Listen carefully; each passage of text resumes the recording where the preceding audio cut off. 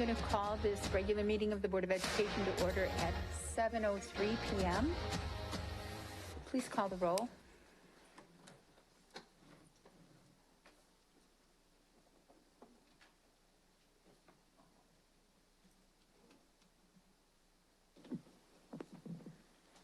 Ms. Pearson?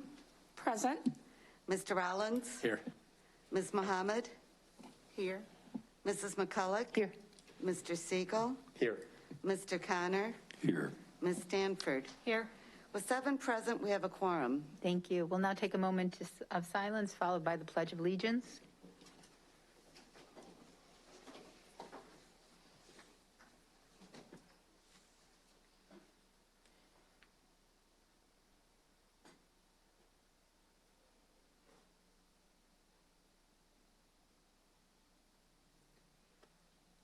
I pledge allegiance to the flag of the United States of America and to the republic for which it stands, one nation, under God, indivisible, with liberty and justice for all.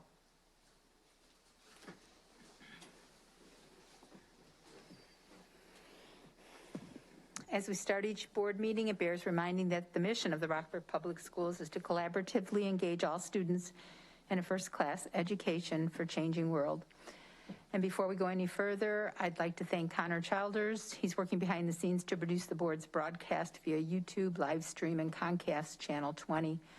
I'd also like to recognize and welcome all the students from Rockford University who are taking a class on teaching, right? So you're starting out as teachers. So thank you for being here and listening to the work of the board, teaching from a different perspective. So before we, we have no petitions or communications, so I'm going to skip that whole piece and move on to board member comments. So are there any board member comments? Ms. Muhammad? Sure. So for the last couple of board meetings, I have been talking about the different visits that I've been making at the schools. And today I just wanted to continue to shout out principals that I've had the pleasure of connecting with. I want to give a shout out to Mr. Erdman at Conklin. Thank you so much for teaching me about your efforts there at your building, even just educating me about the fact that 1/3 of your student population are Latino. I thought that that was very important to know. I appreciate that. Mr. Goodrich at West Middle School, thank you so much for the candid conversation that we had amongst each other about the high need of parent and community member involvement. I definitely hope that I can join Mr. Goodrich in those efforts and inspire other people from our community to help out at West, because they definitely need it. And lastly, I want to shout out Ms. Turner at Ellis Elementary School. Ms. Turner, I appreciate the hospitality, the tour that you showed me, and just even inviting me to the team's equity committee meeting. On the board level, we've been taught from the administration about the efforts that we're making, but this was my first time seeing where a building has taken this matter into their own hands, and they're approaching this issue with a sense of urgency and just really personalizing the work that we need to do. So thank you again to these 3 principals. I appreciate you all for your efforts with RPS 205. Thank you. Is there anyone else who has any comments?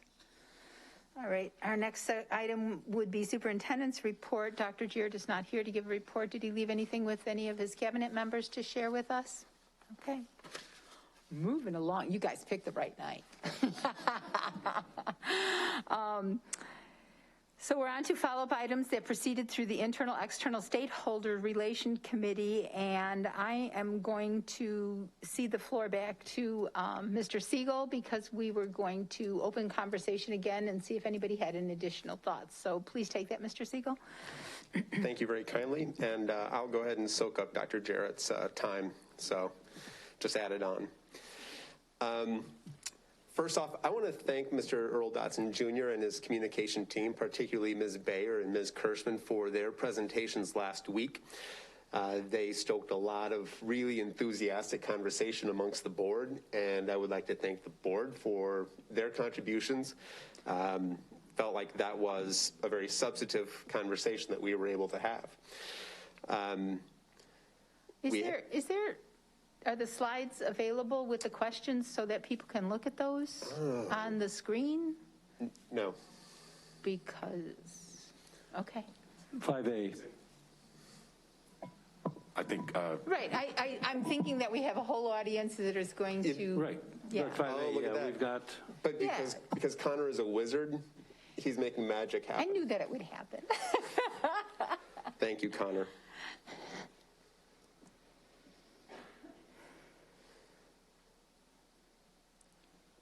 Because the conversation was so substantive and took up the entire allotted time without all of the board members being able to weigh in, we felt like it was important that we were able to get all perspectives, and unfortunately, we were not able to include Ms. Pearson.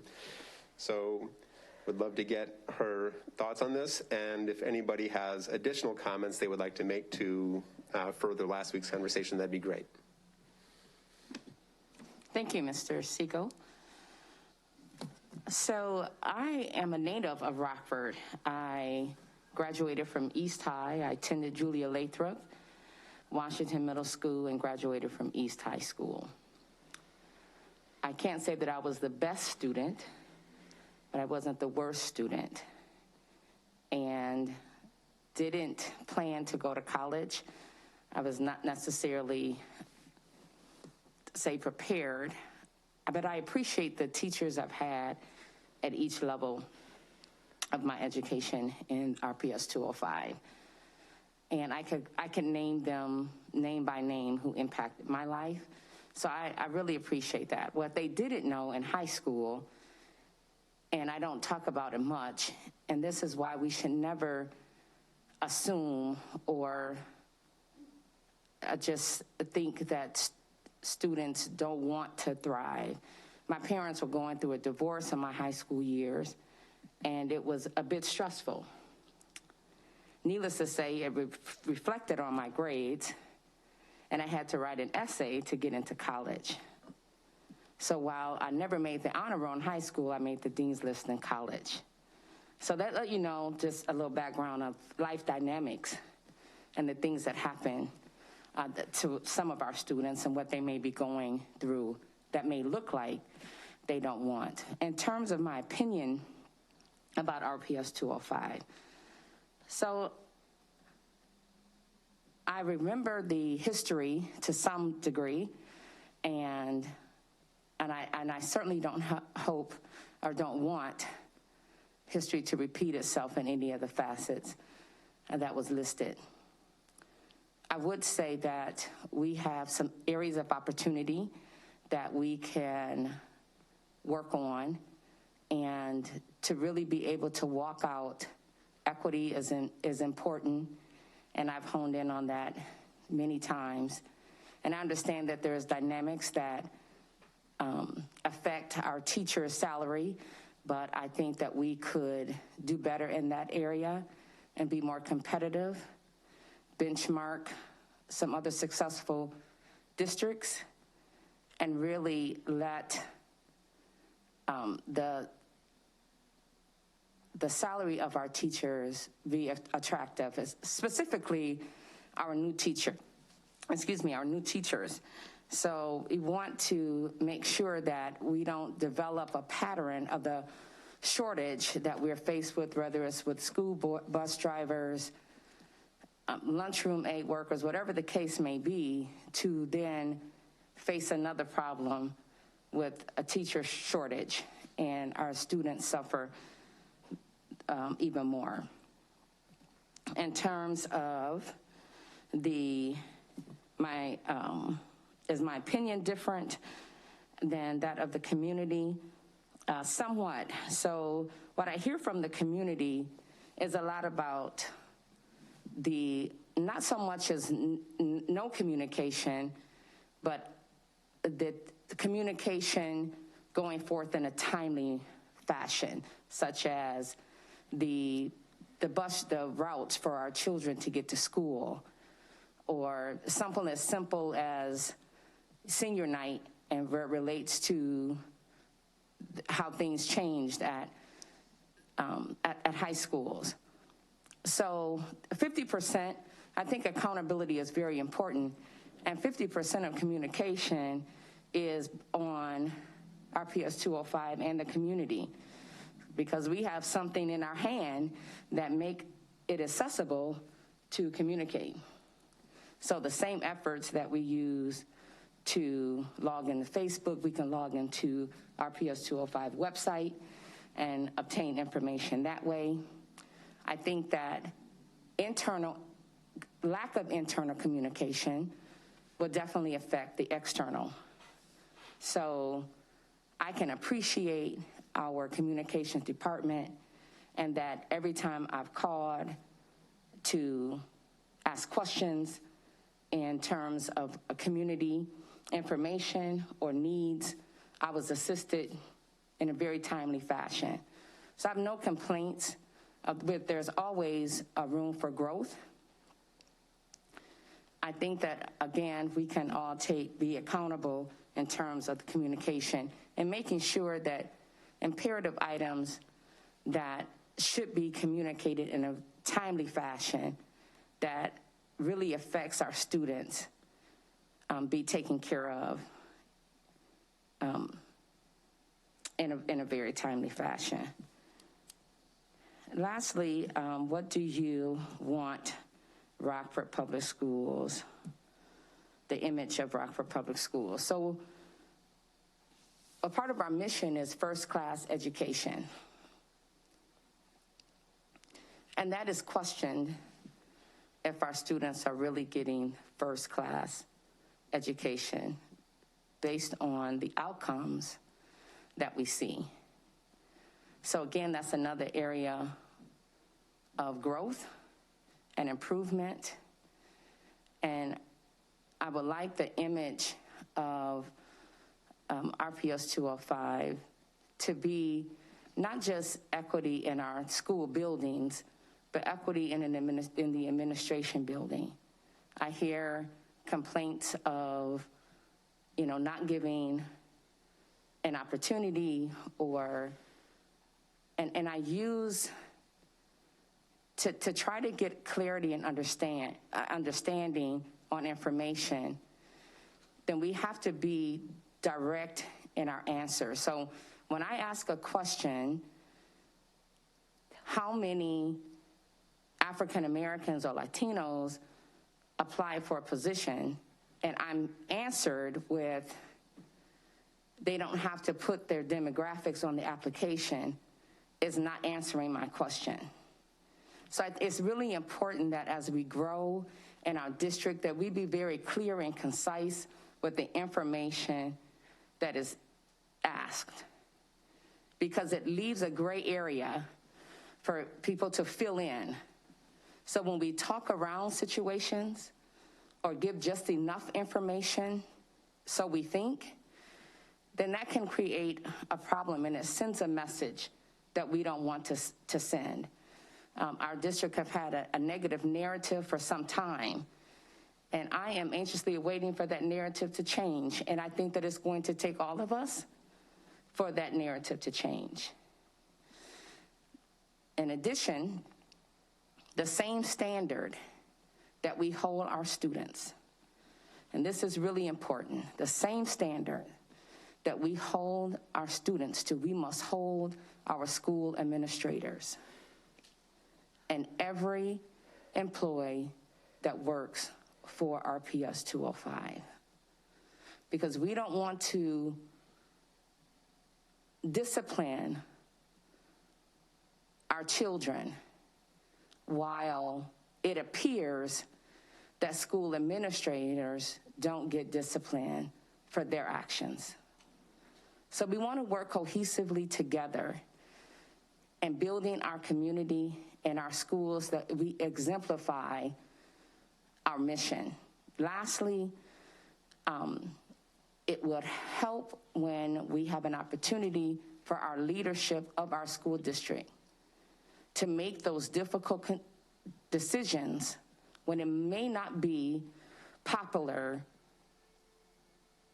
with this cabinet. And that is very bold, but needed. So thank you, Mr. Siegel, for allowing me to share on my opinion and what the community thinks and what I imagine the school district to be. Thank you. And this is for everybody, right, Mr. Siegel? If anybody Yes. has anything to add on from last Thank you, Ms. week. Pearson.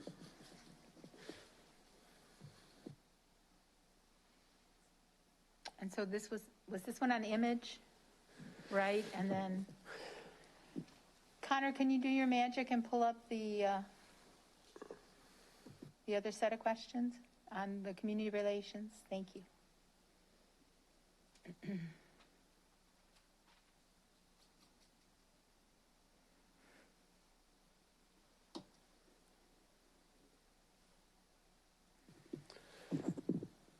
Could we maybe take a quick look at the opportunities that had been listed in the slide deck, just as a refresher? All you have to do is go back one slide.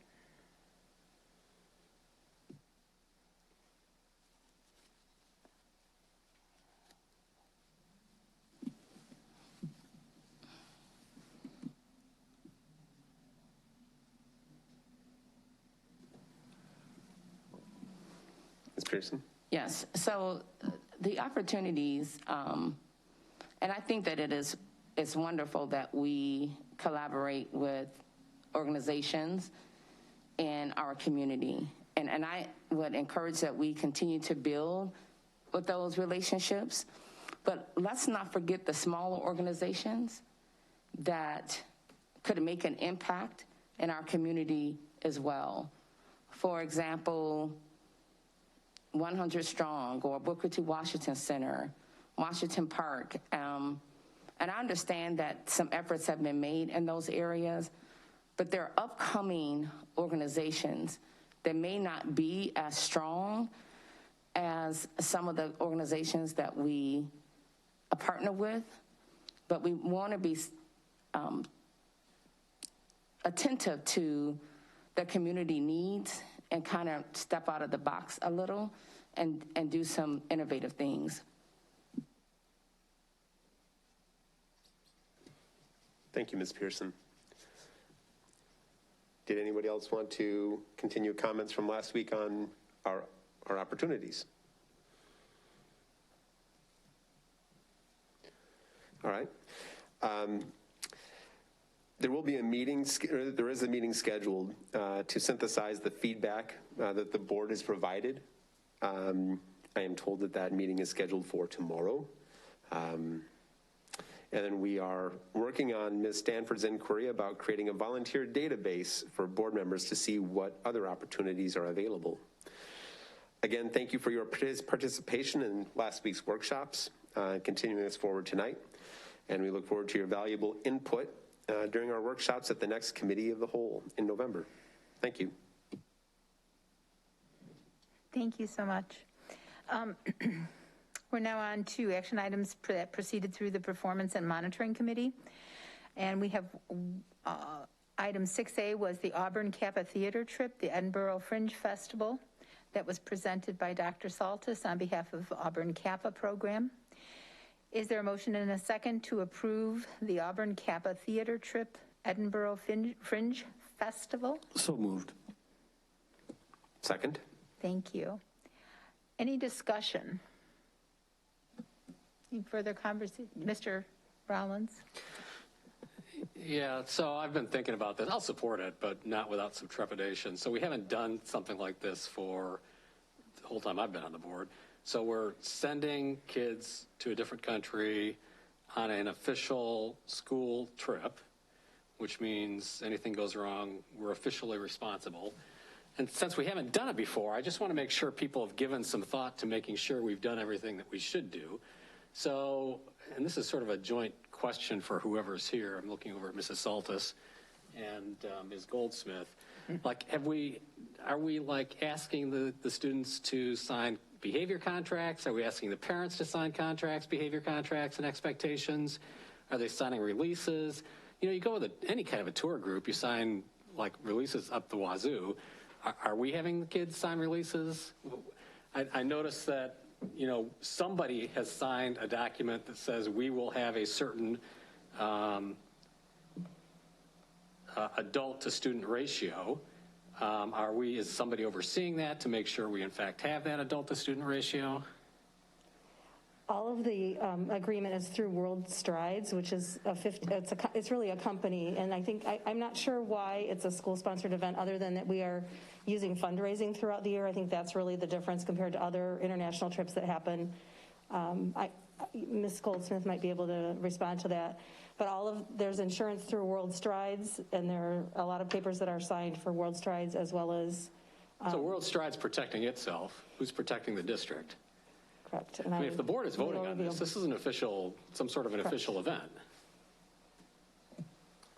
So legal has not been involved in the boots on the ground planning parts, but we do have a district-wide field trip manual that has standardized consent and waiver forms that is in this RPS field trip manual on the intranet. And so as a part of the field trip process, the administration would work its way through that manual, which includes those consents and waivers. But I'm not familiar with like the day-to-day details of this trip. I know this is time sensitive. I think, don't you have like an October 31st deadline? Correct. Can I have somebody tell me that somebody in the district will oversee this and make sure that you actually do work through that field trip manual and that all the boxes are checked? We'll certainly work with the Auburn team, and then double check with our legal department. I don't know, Ms.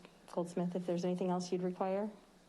Generally, the legal department provides guidance and recommendations. We don't necessarily oversee the day-to-day work of this. All right, who's taking ownership of this? Anybody? I think the Auburn Kappa team and I will take ownership of it. And what I can take ownership of is ensuring that they have Ensuring the they follow consents the and waivers process. in hand to distribute. And somebody's going to make sure that we have the appropriate adult to student ratio. The process that, as outlined in our field trip manual, yes. That's a World Strides. I believe that's a World Strides parameter.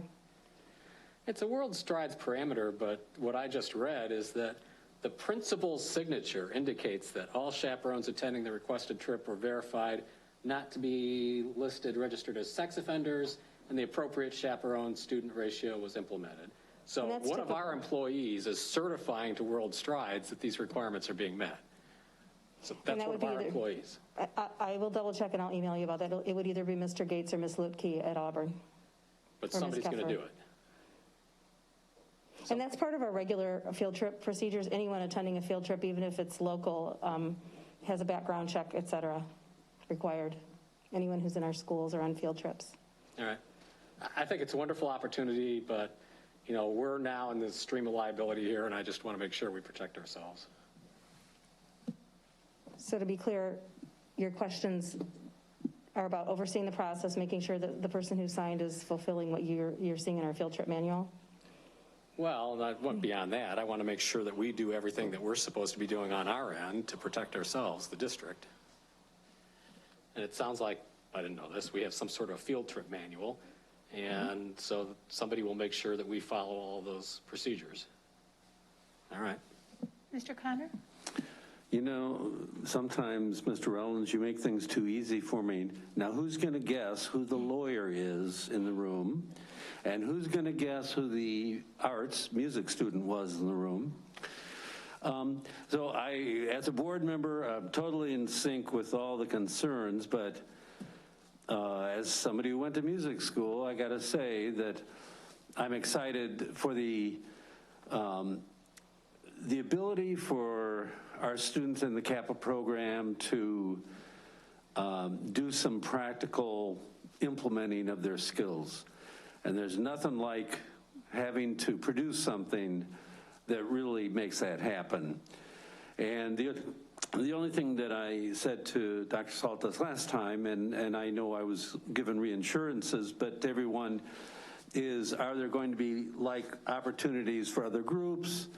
And I think the answer is yes. So I think there should be something for us to put our imagination into for robotics or, whatever, that people are clear that this is an opportunity. But I really, it's been a long time, so I would say, congrats to the district for making the opportunity, and I'm glad that we're doing this. Ms. Pearson? Is this something, I understand that there's a time restraint, but there were some other dynamics that just kind of occurred that kind of made this whole ordeal, which is a wonderful opportunity. But I just really feel that we should take a closer look to make sure that the I's are dotted and the T's are crossed before just voting on this. So would we have to vote Well, I on would this entertain tonight? a motion to table it until the 26th. That's our next meeting. It still makes by the 31st. And then if you want to do that, make that motion. If not, and if it fails, then we have to vote on it tonight, right? So. May I offer that I pulled up the procedure manual and I can share it with Ms. Fromm. She can share it with the board. That dissemination of that form and manual is simple and I think should not delay the process of the board vote. I don't know if there's some level of oversight, additional oversight that you're concerned with, but as far as literally the checklists and manuals, that is a simple step that can be accomplished this evening. I can appreciate that. So I guess the greater concern is where is the liability? Tim just kind of provoked a thought. So I think there's potential liability in traveling in a world that we don't know what it's going to look like with respect to the pandemic. There is worst case scenario, and I don't mean to be alarmist, but these are the kinds of things that the district has considered. What happens if one of your students gets COVID while they're overseas? Who stays with them? Who comes back? Who bears the cost of that? Those are the kinds of things that the administration thought about and considered and still decided to move forward with the recommendation. So it's not like the decision and recommendation has been made lightly. From the legal perspective, we presented the worst case scenarios for consideration. And given that there are not restrictions on student travel at this time, there are, I'm sure going to be different testing requirements, things of that nature. But I think this may just be the world that we live in now. And, there are school-sponsored trips that occur all the time. So it's just kind of a risk that you take if you'd like to see the world and see something outside of what we're used to seeing. I would encourage anyone, too, to look at the Fringe Festival, which was canceled last year. There's a lot of information on their website. And World Strides has been around for 50 years. They do student international tours. When I was a young teacher, I took a 5th and 6th grade class to Florida using World Strides. So they're a very well-established company, and I'm old. So not to make light of it, but they have done student travel for decades. So they're a pretty reputable group, and they're handling the majority of the trip. yeah, and let me be very clear. I am not against this trip by any means. What I am concerned about, and I hear what people are saying, but I hear a lot of what people say. And I just want an opportunity to look at information for myself, and because we kind of came in on this the back way, and as a result of that, it just created additional questions. So, and I'm just one. I'm not saying that I will vote against it. I'm just saying that if we don't have to make a vote on this tonight, we don't have to, we have a little time, then we could carry it over. Go ahead. I'll move to lay it over until the next meeting. You want to second that? I'll second it. Thank you. Any conversation about that current motion, Mr. Connor? Well, all I'm going to say is we did this at committee of the whole. This is not last minute. There's a whole process behind it. So, I mean, I don't understand the comments. I'll be quite honest in that we've had some time. We always have time before meetings to ask our questions. And so from my point of view, there's no reason to delay. I don't know what's going to change in 2 weeks. I've asked that question before, but when somebody wants a delay, I ask, what is the outcome difference? And so since I'm not hearing that, I don't see the reason for it. And I will make my screed that I always say when this topic comes up, which is people get very irritated that public services, whether it's the county board or the Rockford City Council or us, that we always seem to be dragging our feet, and we've got this in hand. And yes, there's liability, but it seems like it's been explained. So I will just say, generally speaking, for me, you know, I don't see the point of the delay, so. Mr. Siegel? I would ask what opportunities will be missed if we do delay this until the next meeting. That's for you, Ms. Saltis. The deadline is at the end of October for students to respond about the trip. I know that they had delayed some of the fundraising and things like that, which are to start next week pending tonight's vote. So That's what I was after. It will impact fundraising. So it'll impact fundraising. Will it attract, will it impact drawing students to signing up? Potentially, because everything's kind of on hold. I mean, they've had some introductory meetings, but basically until everyone knows the board meeting is tonight, so they've kind of created a schedule based on the result of tonight's vote. Given that this is going to be a very fundraising intensive event, 2 weeks of efforts is going to be fairly meaningful. So that'll kind of hint at where I'm going to vote. I heard her say 1 week. They weren't going to start till next week anyway. So it's really 1 week delay on fundraising. That's what I just heard you say. Correct? I can pull up the exact schedule. Mr. Wowland. So, yeah, I'm familiar with these trips too. So there was a pair of married couple at Auburn, teachers, who used to run trips through ACIS, none of which were done through the school district. They had all their meetings off-site. They did not involve the school district. It was directly with students and parents and ACIS. And what I'm a little squeamish about here is, for whatever reason, this is going through the school district. And I thought I threw you a softball when I asked about, you know, what's our involvement? What have we done to protect ourselves?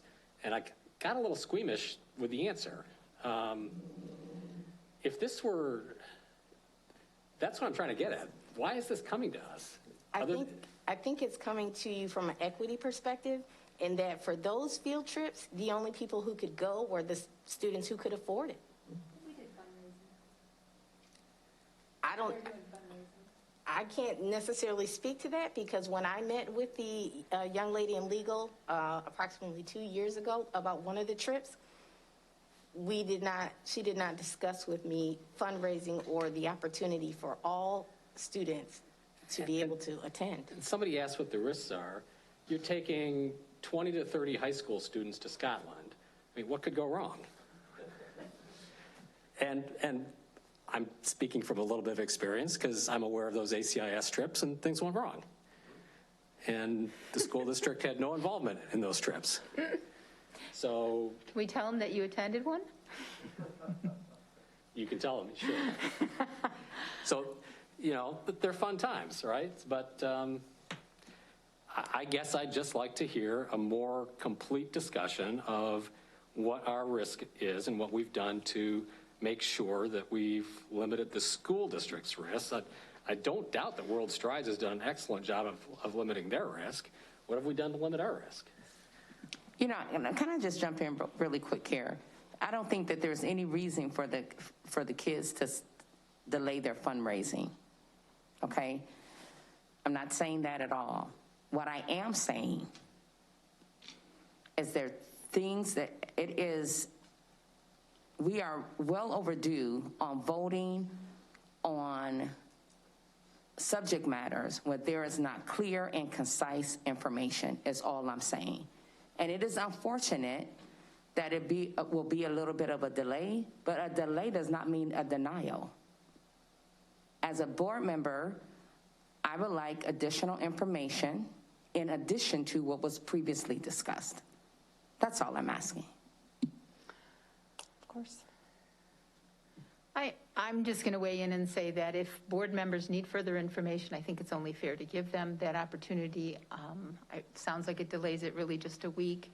And so I'd like to support fellow board members who need additional information. And I'm just not understanding either. You're saying it's an equity issue. I mean, my kids in middle school, was that one of Strides one, I think, also, where they went down to Florida and did the whole... But that was run by a teacher and everything was done off. And I don't even know that I'm going to support this when we get there. I'm going to get some more answers if we're able to table it. I think the timing with COVID and the issues that you just suggested, I mean, that's a pretty big issue. I mean, what happens if a student, and I didn't read it, but I'm going to hope that travel insurance is part of this whole what they sign up for, so that any medical expenses are covered when they're there. Because if they're not, and we have students that can't afford to pay medical bills if there's an issue when they get overseas, there's a lot of other pieces to that. So that would be one of the questions I would follow up on, for example, over the next 2 weeks before we vote on it again. So seeing no other lights, let's call the question of tabling the vote until the next board meeting on October 26th, right? That's correct. Mr. Rollins? Yes. Ms. Mohammed? Yes. Mrs. McCulloch? Yes. Mr. Siegel? Sure. Yes. Mr. Connor? No. Ms. Stanford? No. Ms. Pearson? Yes? The motion passes with 5 yeses, 2 noes. Okay.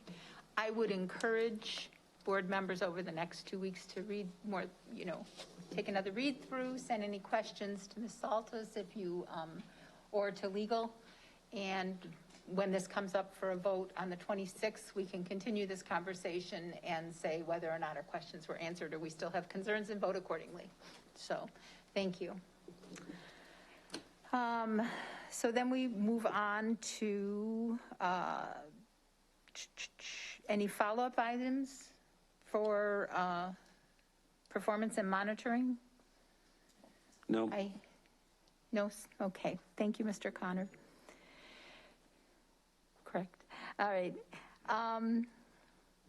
Let's move on to action items proceeding through the Planning and Development Committee. And we have the Educational Service Agreement from Rockford University. So I'd entertain a motion and a second to approve 7A, the Educational Service Agreement with Rockford University. So moved. Second. And do we have any discussion?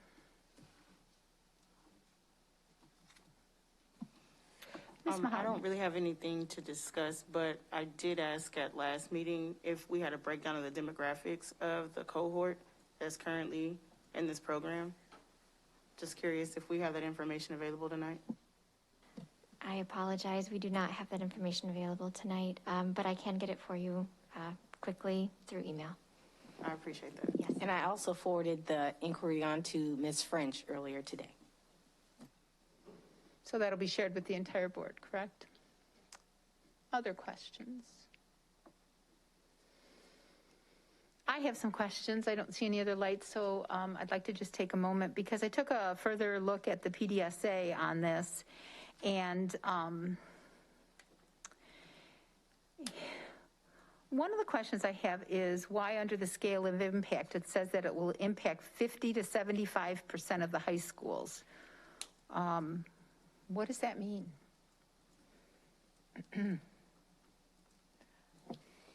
That's a multiple choice on the Google form when you fill out your submission. It asks you to estimate the scale of the impact, so 3 to 10 schools or at least half of one school type, puts But you we don't into even that have 10 high scale. schools. No, that's correct. But when you submit it on the form, you might be proposing something for elementary or middle or all schools. So it asks you to select that. It's an automated response. Can you type in the correct response, though? You cannot. Because not to on me, the if we're form. only impacting 50% of our high schools with dual credit, there's an Yeah, issue that we're not impacting all the high schools. And I would hope that when Ms. French or you or whoever sends that out as in terms of the makeup of the teachers that are attending this, I'd like to know which high schools are represented school? and how many from each to make sure Certainly. that they're all going to be impacted.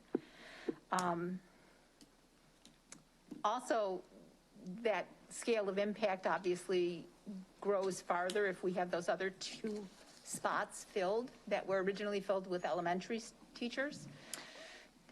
Is it too late to recruit since they're already a month into the semester? Or, I mean, we were told that you guys were still recruiting, but is it too late or are we still doing so? I'm not certain. I'm not Because we're paying certain. the same for 18 or 20. Well, we're paying 10,000. Yes, correct. We're paying 10,000 per student. So I don't know if we have anyone who would be starting mid-semester. I think that would be a challenge to keep up.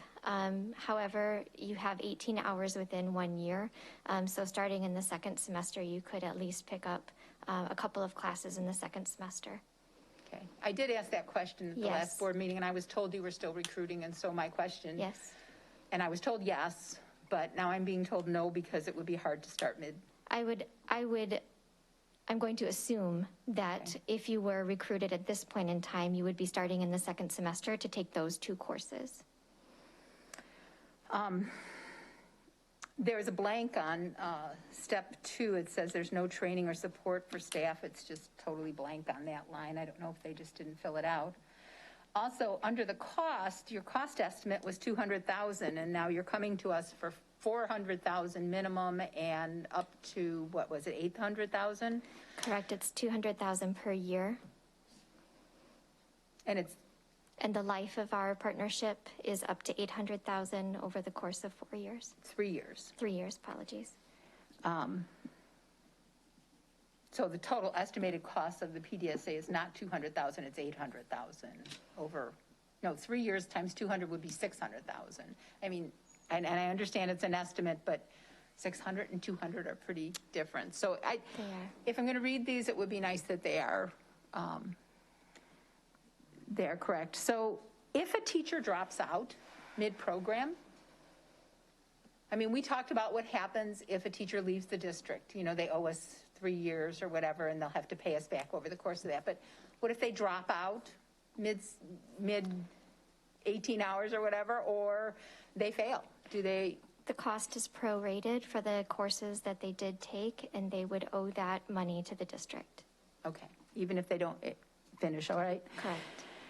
And it says in here that at 9 hours, they can teach a dual credit course. You're saying they'll be at 9 hours at the end of the first semester? No, they'll be at 6 hours at the end of the first semester. It's 3 credit-hour courses, 2 per semester. Okay, so at the end of the year, they can teach a dual credit. Are we making plans for next year to increase our dual credit classes based on the fact that we will have these teachers who are at a point where they can be teaching it? They don't have to finish the full 18 to be able to do so.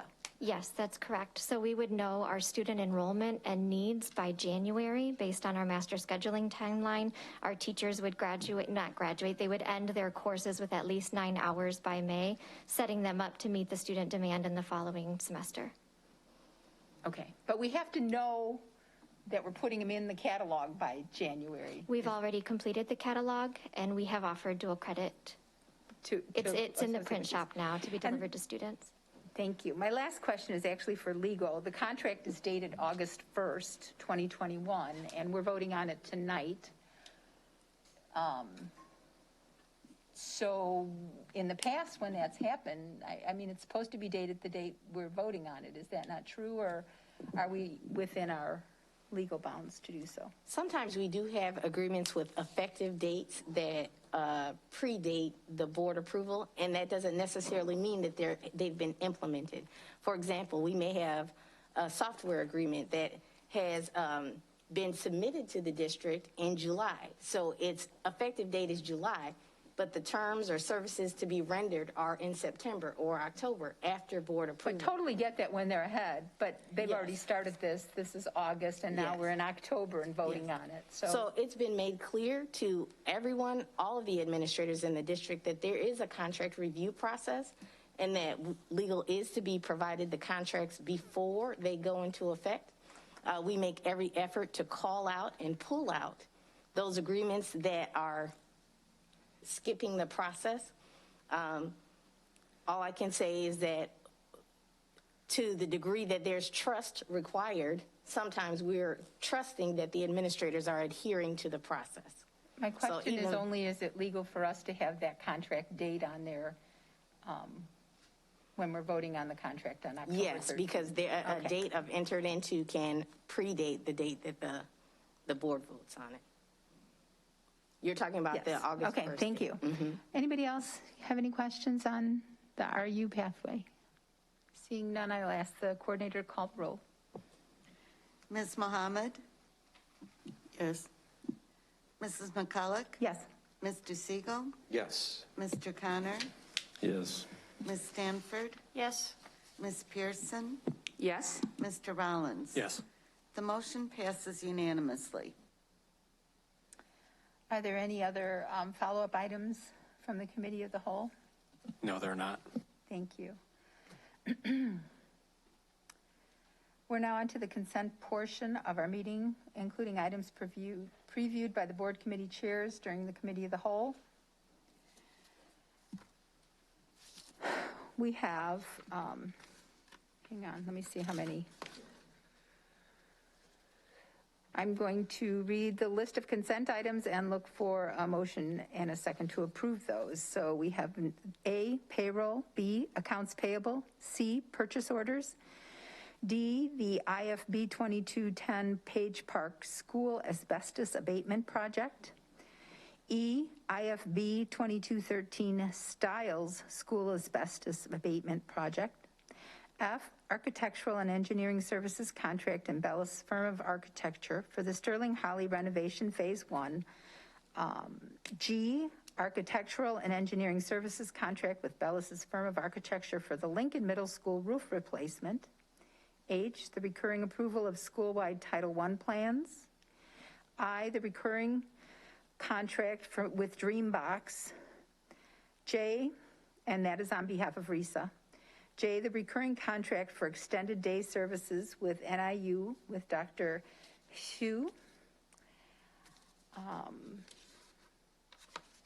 K, the Regional Office of Education on behalf of Cherry Valley. L, Tier 1 American Institute for Research. M, Tier 1 K-12 Internal Customer Service Survey. N, Tier 1 Contracted Teach with Therapy Travelers. 10A, RFP 2211 Strategic Planning Rebid. 11A, the meeting minutes of 09/28/21.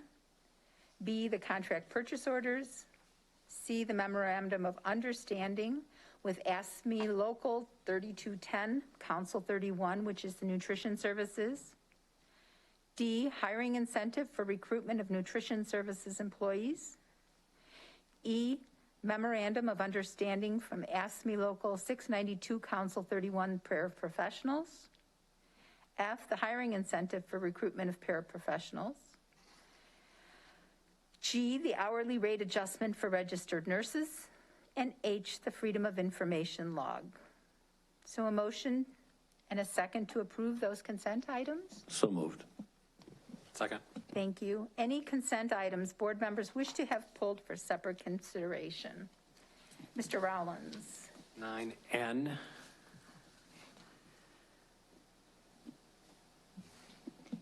Ms. Pearson. 9H.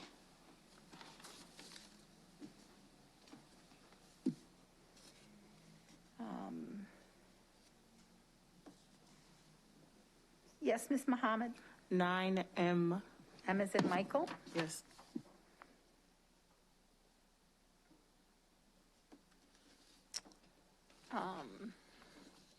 I have one, hang on. Where's this? Oh, here it is. I'm going to pull the group with nutrition services and paraprofessionals, which is, and I'll ask to vote on it, is in 1, C, D, E, and F.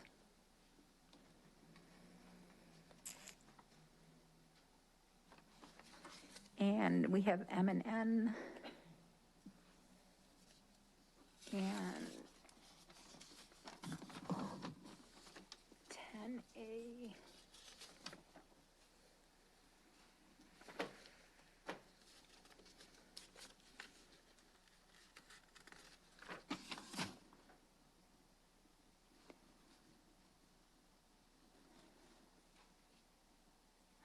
Yeah, I'm going to pull 10A as well. And anybody else? All right. Will the coordinator call the roll on the consent items that were not pulled? Mrs. McCulloch? Yes. Mr. Siegel? Yes. Mr. Connor? Yes. Ms. Stanford? Yes. Ms. Pearson? Yes. Mr. Rollins? Yes. Ms. Mohammed? Yes. The motion passes unanimously. All right, I'd take a motion in a second to approve the IFB 2213 style school asbestos abatement project. So moved. Second. Thank you. I pulled that because Mr. Phillips, can you tell us a little bit about where we're at with Stiles? I know that, I don't even know how much of the building we're using right now. We were doing a middle school as ombudsman persons. Yeah, none of the school is being used anymore. So both Page Park and Stiles is empty. The ombudsman program moved out over the summer, and I think they relocated to Patriots Gateway, I believe. Okay, so the asbestos abatement is because we're going to drop the buildings? Correct. This is the first phase we have to complete prior to demoing the buildings. Okay, for clarification on that we have 2 more buildings going down, and I thought, why are we putting money into buildings that we're not using anymore? Thank you very much for that clarification. Seeing no other lights on, I'll ask you to call the coordinator to call the roll, please, on the Stiles School asbestos abatement. Mr. Siegel? Yes. Mr. Connor? Yes.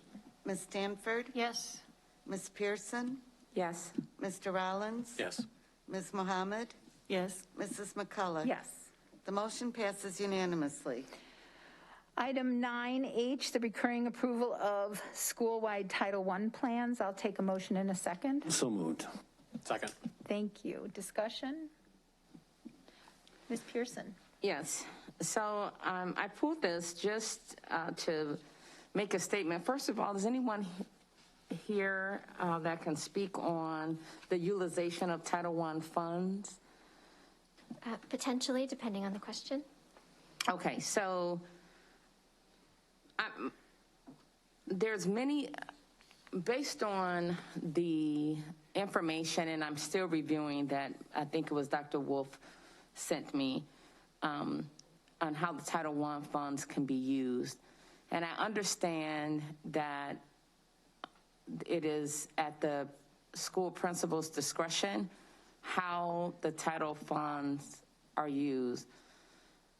So at what point if say for instance, if there's a percentage to be used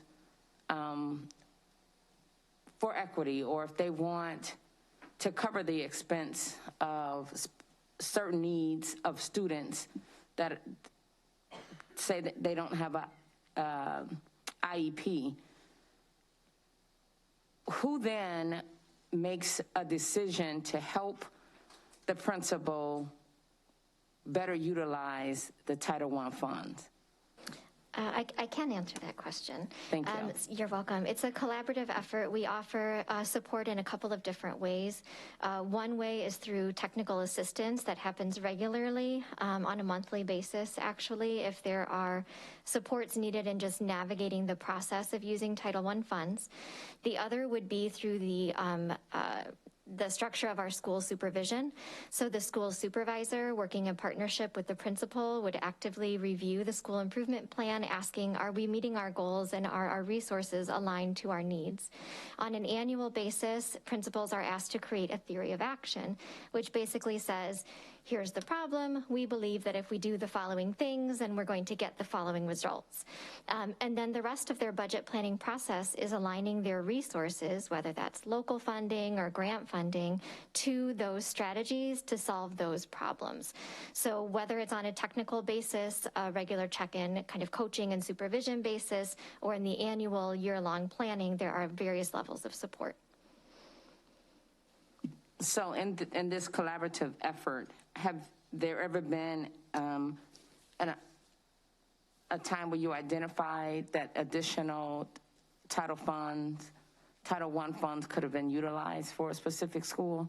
I'm asking these questions because it indicated that it was, they listed a policy 6.170 there, which led me to 5.190, 5.280, 6.15, 6.140, 7.10, 8.95, 6.11. So I know that's a lot. I get it. I just used that for an example. So that makes me question if we're really utilizing the Title I funds as we, not as we should, but in a greater way, to assure that our students, whether it is additional funds for the master learner, teachers or employees, the teachers that have that additional role, and if not, why?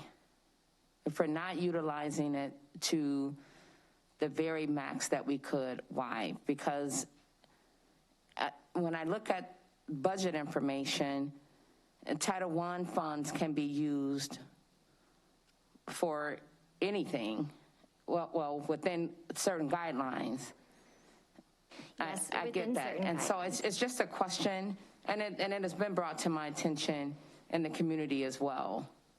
Because I think that if we better utilize the Title I funding, we could address some other needs of our students.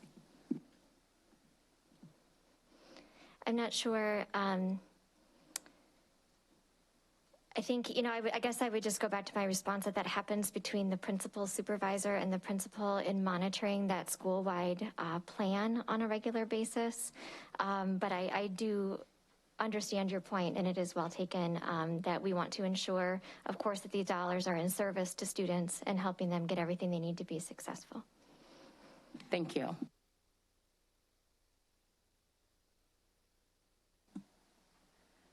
One of these paperworks, by the way, has incorrect Barber's, I believe it is. Yeah, it says Board of Education approval date 9/28/2021. Today's the 13th when we're voting on it. So,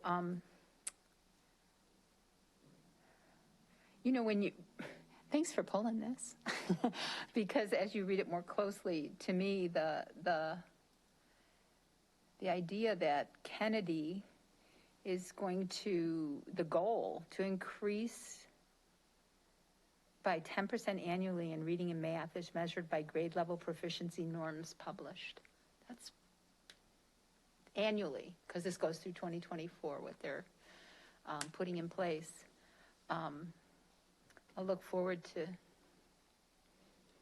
hearing how successful this was. So, are there any other conversations about this, H? Okay, I'm going to ask the coordinator to call the roll on the Title I plans for Kennedy and Barber. Mr. Connor? Yes. Ms. Stanford? Yes. Ms. Pearson? Yes. Mr. Rollins? Yes. Ms. Mohammed? Yes. Mrs. McCulloch? Yes. Mr. Siegel? Yes. The motion passes unanimously. All right. The next one that was pulled was M, the Tier 1 K-12 Internal Customer Service Survey. I'll take a motion and a second to approve So that. moved. Second. Thank you. Anybody, Ms. Mohammed? So to my understanding, this will be 2 surveys that will be implemented twice a year. And this is in relation to our standard of practice that is a part of the system-wide framework. And I would like to get more information on what this implementation plan will look like. In terms of what we do with the data after the survey has been administered? Is that what your Well, question just the is? first step, how are we giving it to the students? Is it being done electronically? Is it being sent through email? Like, This what is actually not a student-based survey. Okay. This is a great question. This survey is for our principals and assistant principals, and the focus of this survey is to provide feedback and evaluate the central office effectiveness on delivering the standards of service. So this will be one survey given twice per year. The fall administration will act as sort of a formative assessment or a baseline performance. And then the spring assessment will act as a summative and be our final score as a central office for the year. In between, we're doing some action planning, focus groups, better understanding the data so that we can improve from one administration to the next. Okay, thank you for that clarification. So after the data is gathered, after each time that is given out, then we're going to, is it, I guess what I'm trying to ask is it going to be a possibility that the system-wide framework may have to get tweaked based off of the data that's retrieved? Yes, everything that we do is based on the principle of continuous improvement, which says that if the feedback says that something isn't going quite right, then we need to stop, ask deeper questions, adjust, and then monitor our progress. Okay, so you mentioned that focus groups may be implemented again. Is that something that is automatically scheduled, or is that something just based off of the data that's going to be retrieved from the surveys? We intend on using the focus group concept to help us better understand the data, but that's all still in the development stage. Thank you. Seeing no other lights, I'll ask my question, which is, here we have another contract dated August 31st that we're voting on October 13th. When is the first survey scheduled? It's not scheduled until the end of November. No, okay. So you answered the question that I was going to ask, which was, who are they surveying? It said school leaders.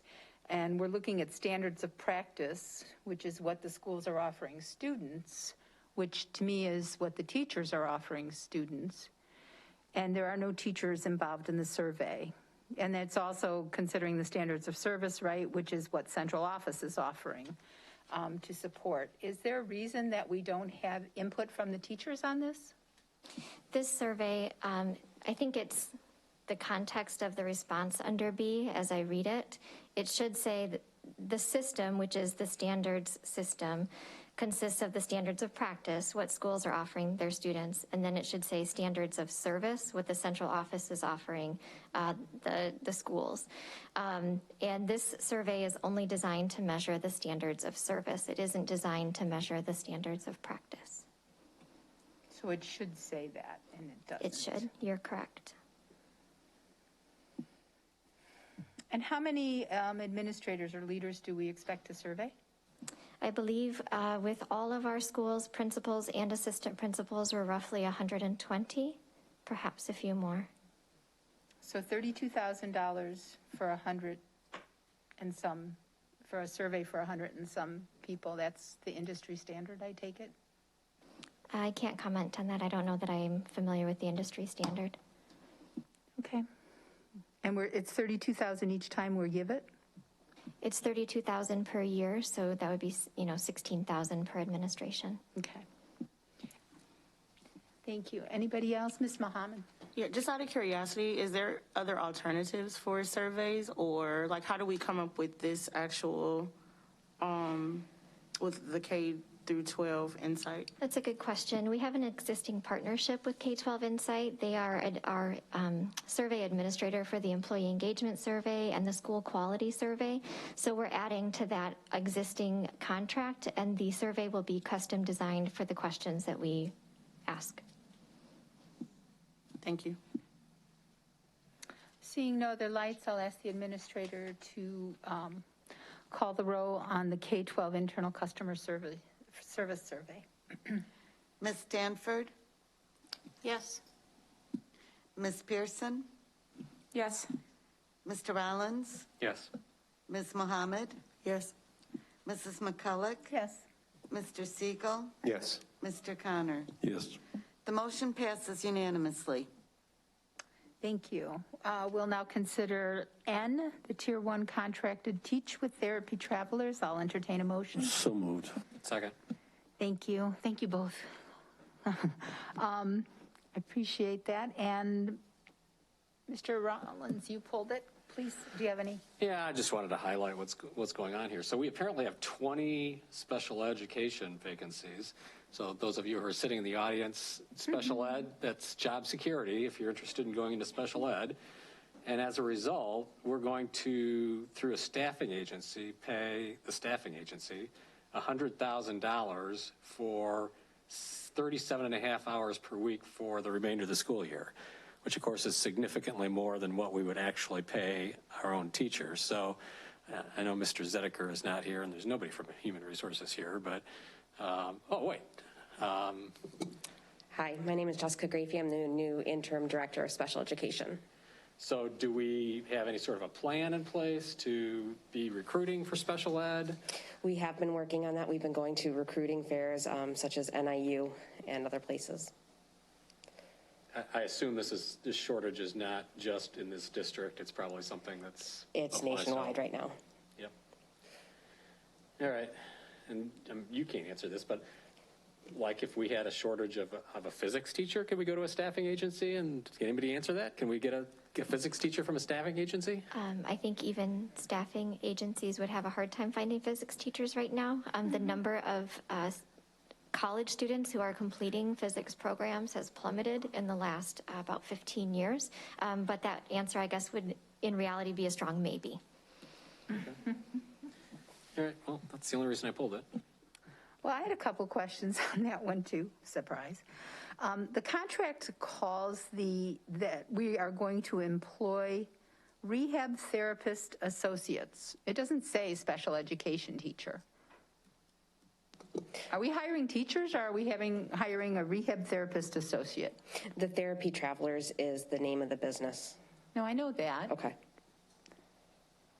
They call the employee that we're hiring a therapist in their documents.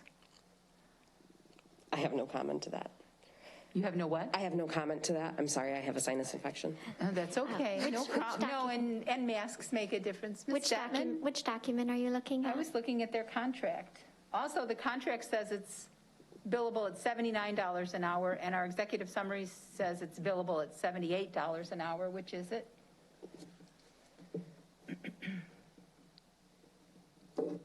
I don't know. Too many I don't. Okay, so we have a contract, a service agreement, and a confirmation agreement. And I'm pretty sure it's in the contract. We could have a prize for anybody who finds it first. I'm seeing that you found it in the confirmation agreement for $79 an hour. So that would lead me to believe that we had a typo in the executive summary and that the 78 should be 79. I'm seeing it on page 5, middle of the way through the confirmation agreement. Okay. Nowhere in here does it say teacher. It's associates and therapists. So we know for certain that we're getting a certified teacher. I did ask that question to Brett Vosberg as I reviewed the agreement. I pointed out the exact language that you pointed out to me. He followed up and said, yes, we are good to go with this. Well, shouldn't that be in the contract?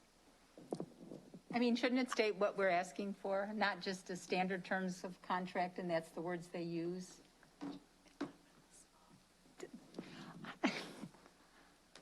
Okay. Well, in the therapist's name, right behind his name on the confirmation agreement, it says sped teacher. But we're voting on a contract where, okay. And the overtime is $118.50. I don't remember what it says on the executive summary. Last question, who actually evaluates this? Who evaluates this teacher when he comes into the school? And I mean, it's great to have a body, but we want to have a body that is, especially at this rate, meeting the needs of our students. So, to my understanding, we will not be doing a teacher evaluation on this individual, but we will be continuing to support him.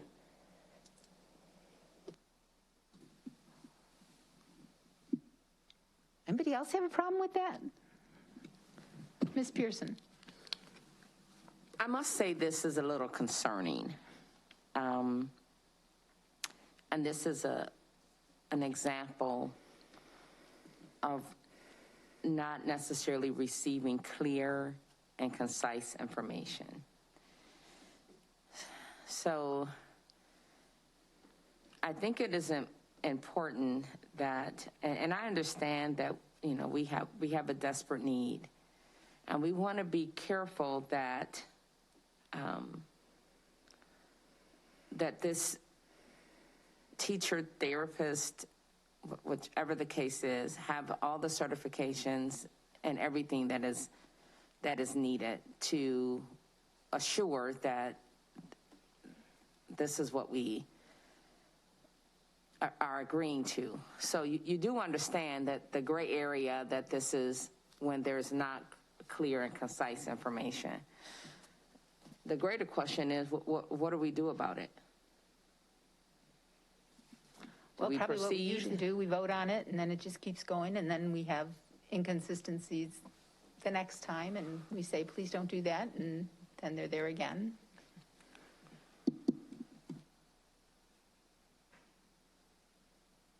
I mean, and I'm pointing out the contract dates because we've been told they've been asked not to, and here's 2 in a row almost that are dated in August, and we're voting on them in October. And this one, at least, the teacher won't start until tomorrow.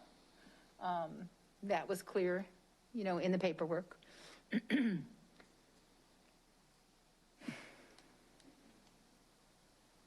I'm going to chime in real quick. Please. So I didn't realize that there wasn't an evaluation process. I guess I just assumed that on my end. So is it because they're coming from another agency that we can't, or was that just not thought of? Ms. Goldsmith, would you like to answer? Yes. So the teacher evaluation process that is statutorily mandated for our teachers that seek to be tenured or are tenured is not required for a contractual worker who you can give 30 or 60 days notice and say, they're not meeting our requirements. We want someone different, right? So the time that we spend, and especially the district's specific process for evaluation, is very labor intensive and time consuming, and it just would not apply to someone who we can get rid of with X number of days of notice. If these people are performing well, then you can exercise a provision here to say, hey, maybe we would like to hire you on as a teacher.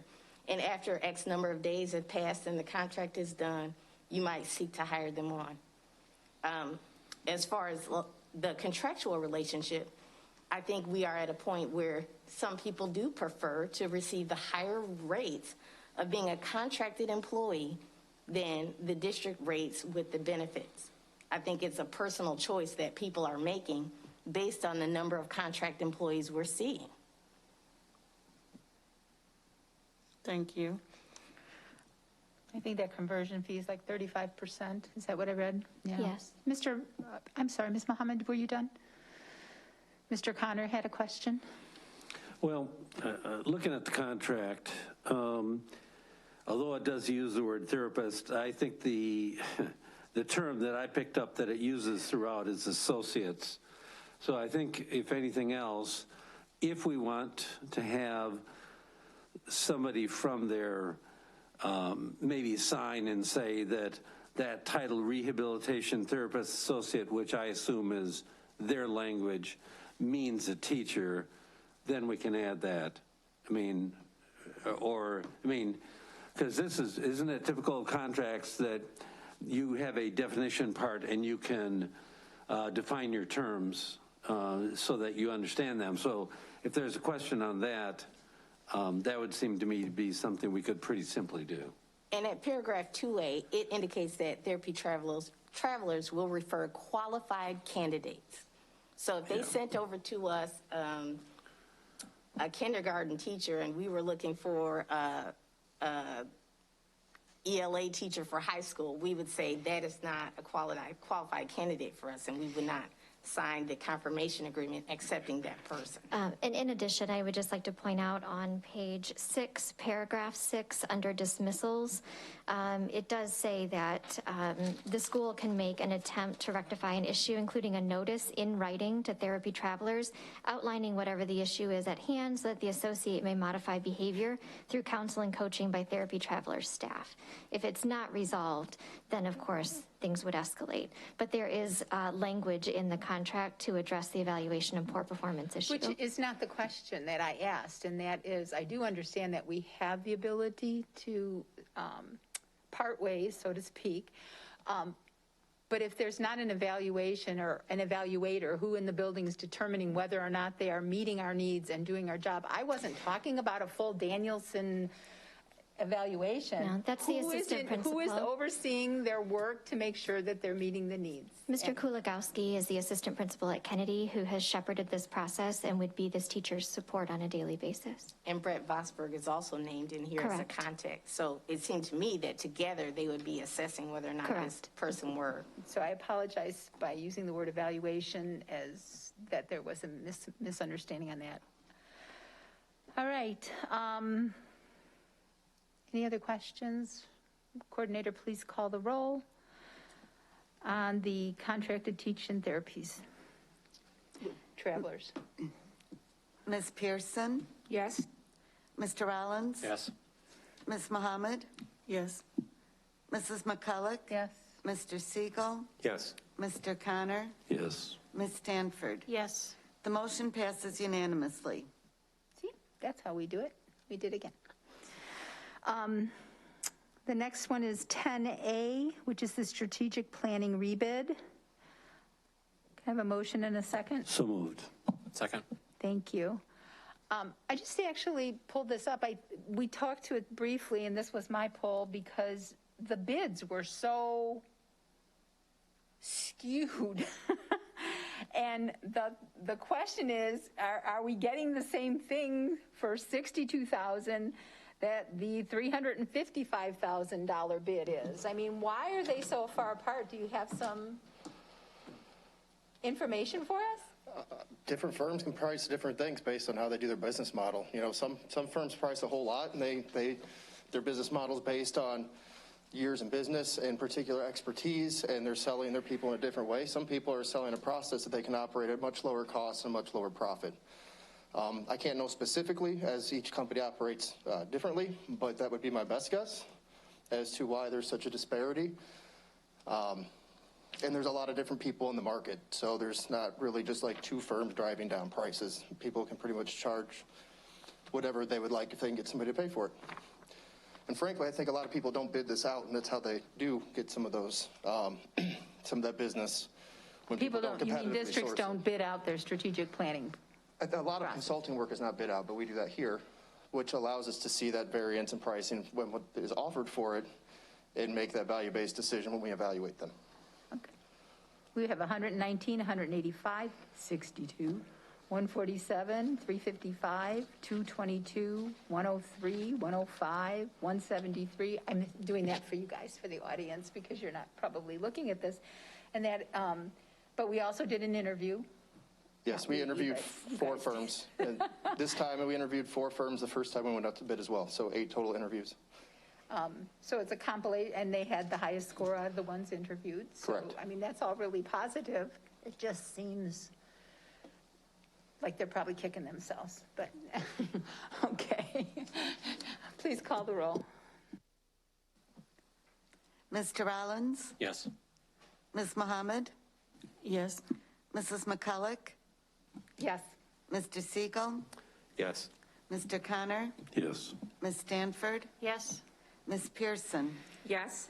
The motion passes unanimously. Okay, the last group, that we have to vote on is the 11, C, D, E, and F. We're taking those as a group, and they're the memorandum of understanding for both nutrition specialists and paraprofessionals, as well as the hiring incentive for nutrition services and paraprofessionals. First, may I get a motion and a second? So moved. Second? Thank you. Is there anybody here with questions, or would anybody like to comment? Okay. I pulled it because I know that I had some calls. I actually did have calls. And for an understanding, one of the reasons the media is here is because they wanted to know about these incentives. They will, I did ask this question, they will be retroactive to the beginning of the school year, so anybody that we hired. But they do mirror the incentives that we gave to our bus drivers, insofar as we have a sign-on bonus for $3,000 for the nutrition service and paraprofessionals, unless you're a part-time nutrition service person, and then you get half of that as a sign-on bonus. We also have an incentive for attendance, which is per pay period $250 if you have perfect attendance. Nutrition specialists who work part-time would get $125. Again, we need people to be here and working for us, and we need them for our students to be able to be in school and learn. And so I do believe that some of the incentive for moving forward with other unions beyond the bus drivers was board member comments and feeling like all of our clients, they're all valued, but these are other areas where we have some issues with hiring. So anybody else? All right, then please call the roll. Ms. Mohammed? Yes. Mrs. McCulloch? Yes. Mr. Siegel? Yes. Mr. Connor? Yes. Ms. Stanford? Yes. Ms. Pearson? Yes. Mr. Rollins? Yes. The motion passes unanimously. All right, thank you. We're now at the closed session consent agenda. This is really long.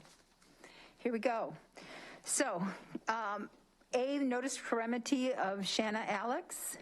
12B is the appointment of Ruth Sanchez as a 12-month administrator for bilingual and multicultural. C is the appointment of Teresa Fillers as a 12-month director of early childhood. D is our HR organizational report and addendum. 13 is the closed session suspension, appeals, and expulsion. Unless otherwise modified, the board adopts and accepts the hearing officer's findings and recommendations in the following cases in which students expelled or suspended are prohibited from being on school grounds and school-sponsored activities without the prior written permission of the principal. GDM 438822 is expelled for the entire 2021-22 school year. GDM 438922 is expelled for the entire 2021-2022 school year. GDM 439022 is expelled for the entire 2021-2022 school year and through the entire 2022 and through 2023 school year. GDM 439122 is expelled for the entire 2021-2022 school year. GDM 439222, the expulsion is held in abeyance, contingent upon an expulsion and abeyance agreement for the first semester of the 2021-2022 school year. GDM 439322 is expelled for the first semester of the 2021-2022 school year. The closed session consent items for student discipline under 14 are EIAs, expulsion in abeyance. We have 1084, 1085, 8241, 8242, 8244, 8246, 8250, 8251, 8252, 8255, 8256, 8257, 8258, 8259, 8260, 8261, 8262, 8263, 8264, 8265, 8266, 8267, and 8268. I'd entertain a motion and a second to approve these closed session consent. So moved. Second. Thank you. Are there any closed session consent items board members wish to have pulled for separate consideration? Ms. Mohammed? A and F. I'm sorry, 13A and 13F.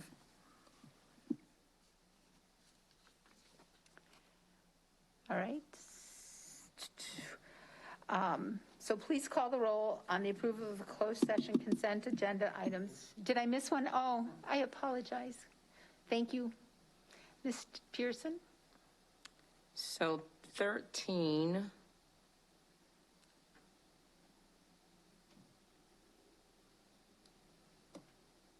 D. And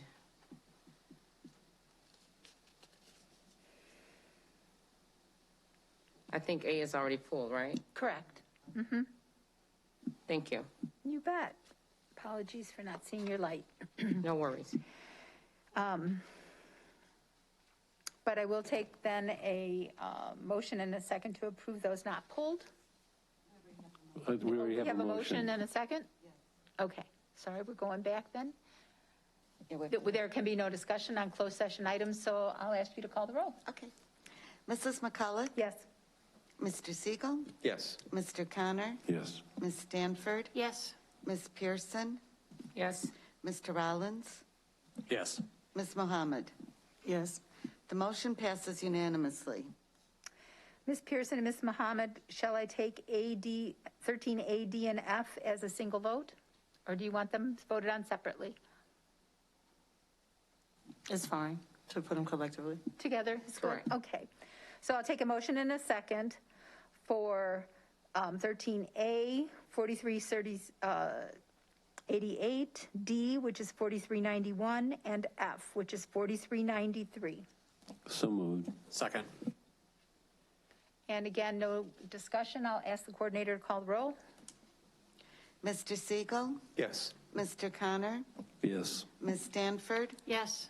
Ms. Pearson? No. Mr. Rollins? Yes.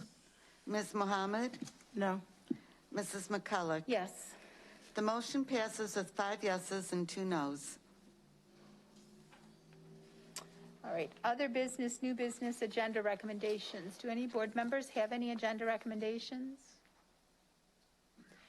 I am aware that we've had some members have had some calls about the staff carrying weapons in school. That is going to be a resolution, the IASB, the School Board Association meeting. And so that will be on our committee of the whole for those of you who are fielding those, and then there'll be a vote at that second meeting in November, so that if we have a representative willing to represent us with our vote on that resolution, also the one on the reading programs. So that'll be coming forward, but just in case any of you have gotten inquiries, I have been referring them to that meeting if people want to come and speak.